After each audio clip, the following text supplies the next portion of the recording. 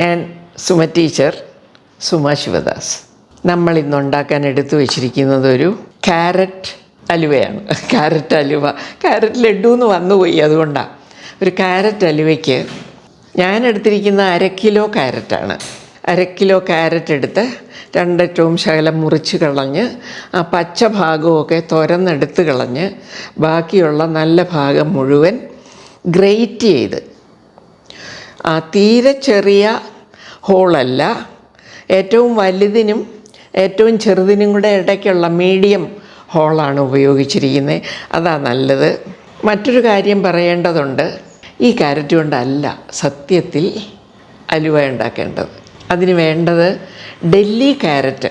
അതിന് കുറച്ചും കൂടി ചുമപ്പ്, നല്ല പിങ്കിഷ് ചുമപ്പിഷ് ആണ് ആ ക്യാരറ്റ്. അതിന് വെള്ളമയം കൂടുതലുണ്ട്, സ്വല്പം മധുരം കൂടുതലുണ്ട്, വളരെ സോഫ്റ്റാണ് തിന്നുമ്പോൾ. ഈ ഡൽഹി ക്യാരറ്റ് വിൻ്റർ സീസണിലാണ്, ഈ 2-3 മാസങ്ങളിലാണ് കൂടുതലായിട്ട് കിട്ടുന്നത്.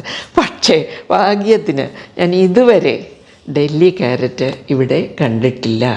നമ്മൾ കേരളത്തിന് വെളിയിലോട്ട് പോകുമ്പോഴേ ഇത്, ബാംഗ്ലൂരിൽ പോലും അത്ര കോമൺ അല്ല, പക്ഷെ ബോംബെയിലൊക്കെ ഒരുപാടുണ്ട്. അപ്പോൾ ആ ഡൽഹി ക്യാരറ്റ് കിട്ടുമെങ്കിൽ കിട്ടുന്നവർ അത് ഉപയോഗിക്കുക. ചിലപ്പോൾ ലുലു മാളിലൊക്കെ കാണുമായിരിക്കും. അങ്ങനെ വേണ്ട രീതിയിൽ വെച്ചിരിക്കുകയാണ്. പിന്നെ നെയ്യ് വേണം, പാല് വേണം, 1/2 ലിറ്റർ പാല്. നെയ്യ് ഒരു 2, 3, 4 സ്പൂൺ അത്രയും മതി. പിന്നെ പഞ്ചസാര വേണം, 1 കപ്പ് പഞ്ചസാര. ഇതിൻ്റെ അവസാന ഭാഗം വരുമ്പോൾ ഇടാൻ വേണ്ട സാധനങ്ങളൊക്കെ നട്ട്സ്, ബദാം, പിന്നെ ഞാൻ എടുത്തിരിക്കുന്നത് പിസ്റ്റ, അതൊക്കെ അരിഞ്ഞിവിടെ വെച്ചിട്ടുണ്ട്. പിന്നെ മിൽക്ക് ഖോവ എന്നൊരു സാധനം മേടിക്കാൻ കിട്ടും, തമിഴ്നാട്ടിൽ കിട്ടും. ഏറ്റവും കൂടുതൽ എനിക്ക് തോന്നുന്നു ഇതുണ്ടാക്കുന്നത് പോലും ഗുജറാത്തിലാണ്. നോർത്ത് ഇന്ത്യ മൊത്തം കിട്ടും മിൽക്ക്. കുറുക്കി സോളിഡാക്കിയ പാല്. അതാണ് അവസാനം കിടക്കുന്ന കാണാം, വെളുത്ത് ഇതിനകത്ത് കട്ടയായിട്ട് കുഞ്ഞി കട്ടയായിട്ട് അത് പൊടിച്ചങ്ങിടും. എനിക്കതൊന്നുമില്ല. ഇല്ലാത്തതിന് പകരം ഞാൻ സ്വല്പം കണ്ടൻസ്ഡ് മിൽക്ക് മേടിച്ച് വെച്ചിട്ടുണ്ട്. ഇത്രയും സാധനങ്ങളാണ് മെയിനായിട്ട് വേണ്ടത്. പിന്നെ ഏലക്കാപ്പൊടി, കുങ്കുമപ്പൂ വേണമെങ്കിൽ ഇടാം. അപ്പം നമ്മൾ അടുപ്പ് കത്തിച്ചു.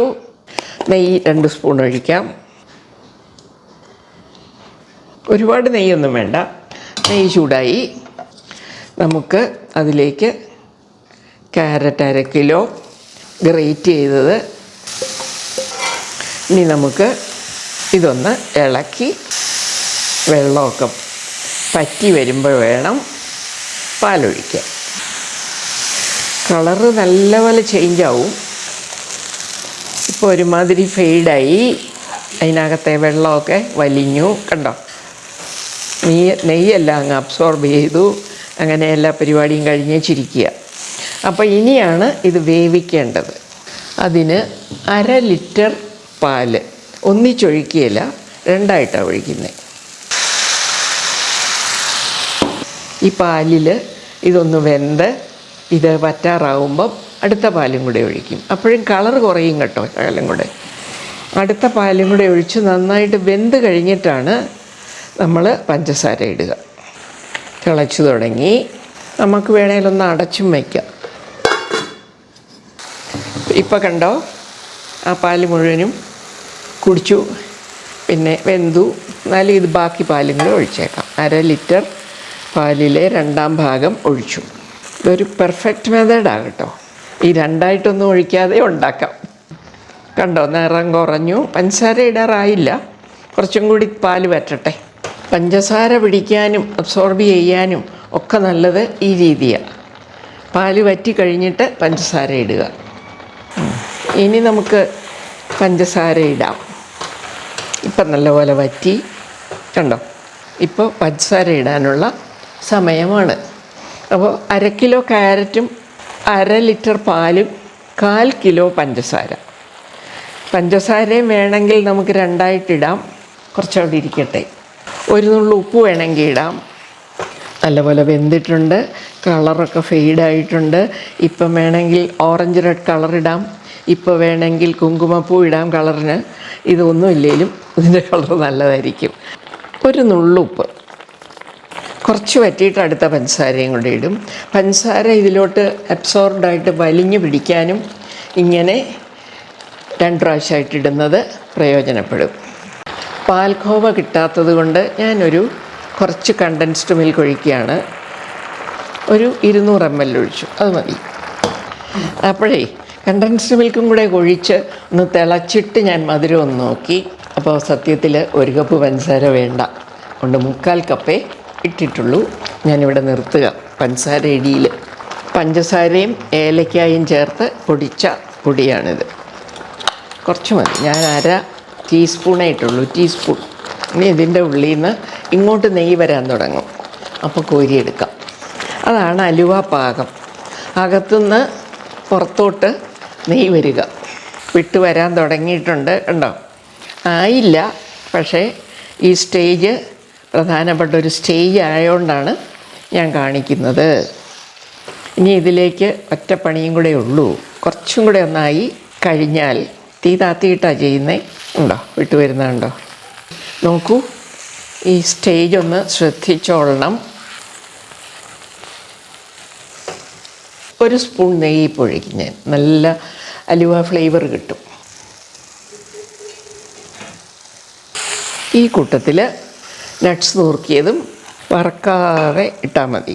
ഇത് ബദാമും പിസ്തായും കൂടെ അരിഞ്ഞത്. ഇപ്പോൾ കണ്ടോ നെയ്യ് കിടക്കുന്നത്? നെയ്യൊക്കെ വന്നു. ഇനി നല്ലപോലെ ഒന്ന് ചെറു തീയിലേ ഇളക്കാവൂ. എല്ലാ അലുവയ്ക്കും അത് ഒരു പ്രിൻസിപ്പിളാണ്. ഈ പാകവും നിങ്ങളൊന്ന് ശ്രദ്ധിച്ചോളുക. ഈ മൂപ്പ് ഇനിയിപ്പോൾ ഈ പാലും എല്ലാം തീർന്ന കൊണ്ട് വറക്കാതെ ഇട്ടാൽ ആ ചൂടിൽ കിടന്ന് മൂക്കുന്ന മൂപ്പ് മതി നമ്മളിട്ട ഡ്രൈ ഫ്രൂട്ട്സിന്. കുറേ കൂടെയൊക്കെ ഡ്രൈ ഫ്രൂട്ട്സ് ഇടാം.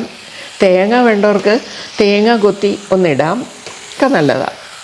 കണ്ടോ? അരികിലൊക്കെ പറ്റിയിരിപ്പുണ്ട്, നെയ്യ് വന്നിട്ടുണ്ട്, നല്ല ഫ്ലേവർ വരുന്നുണ്ട്. പാത്രത്തിലും നെയ്യ് നല്ലപോലെ ഉണ്ട്. ഇതൊക്കെയാണ് പാകം. ഇപ്പോൾ ഈ പാകം എല്ലാവർക്കും മനസ്സിലായല്ലോ. ധൃതിയൊന്നും പിടിക്കണ്ട, ഓവർ മൂപ്പൊന്നും ആകുകയില്ല. ഇതാണ് നമ്മളുടെ അലുവ. അപ്പം ഞാൻ നിർത്തുകയാണേ. നല്ലപോലെ നെയ്യൊക്കെ ഉണ്ട്, പുറത്തോട്ട് ഊസ് ഔട്ട് ചെയ്യുന്നുണ്ട്. ആ സ്റ്റേജിൽ ഇത് മറ്റേ അലുവ പോലെ മിനുസായിട്ടല്ലിരിക്കുന്നത്, ഇതിങ്ങനെ തന്നെയാണ് ഇരിക്കേണ്ടത്. അപ്പോൾ നമുക്ക് മാറ്റാം. കണ്ടോ? യെസ്. ഇതാ സാധാരണ നമ്മൾ ഉണ്ടാക്കുന്ന കറുത്തലുവയോ മിൽക്ക് അലുവയോ ഒന്നും പോലെ അല്ല ഇതിൻ്റെ അപ്പിയറൻസ്. ഇത് കോരി കഴിക്കുകയാണ് സ്പൂൺ കൊണ്ട് ചെയ്യുന്നത്. നല്ല പ്രമാദமான അലുവ അല്ലേ? ഇത് നല്ലൊരു അറ്റംപ്റ്റ് തന്നെയാണ്. തീർച്ചയായിട്ടും എല്ലാവരും ഉണ്ടാക്കി നോക്കണം. ഇത് നമ്മുടെ ന്യൂ ഇയർ ഒക്കെ പലഹാരമായിട്ട് സ്വീറ്റായിട്ട് ഉണ്ടാക്കാം. ക്രിസ്മസിന് വേണേൽ അന്നേരം ഉണ്ടാക്കാം, ദീപാവലിക്കും ഉണ്ടാക്കാം. എപ്പോൾ വേണമെങ്കിലും ഒരു സ്വീറ്റ് ഉണ്ടാക്കണം തോന്നിയാൽ കുറേ കൂടി എളുപ്പത്തിലുണ്ടാക്കാവുന്ന ഒരു സ്വീറ്റാണ് ഈ ക്യാരറ്റ് ഹൽവ. എൻ്റെ എല്ലാ മക്കൾക്കും, എനിക്ക് മക്കളെന്നൊക്കെ വിളിക്കാം, കാരണം എനിക്ക് 81 വയസ്സ് കഴിഞ്ഞു. അപ്പോൾ എല്ലാ മക്കൾക്കും നവവത്സരാശംസകൾ. ലോകം മുഴുവനുള്ള എല്ലാവർക്കും വേണ്ടി നവവത്സരാശംസകളോടെ നന്ദി, നമസ്കാരം.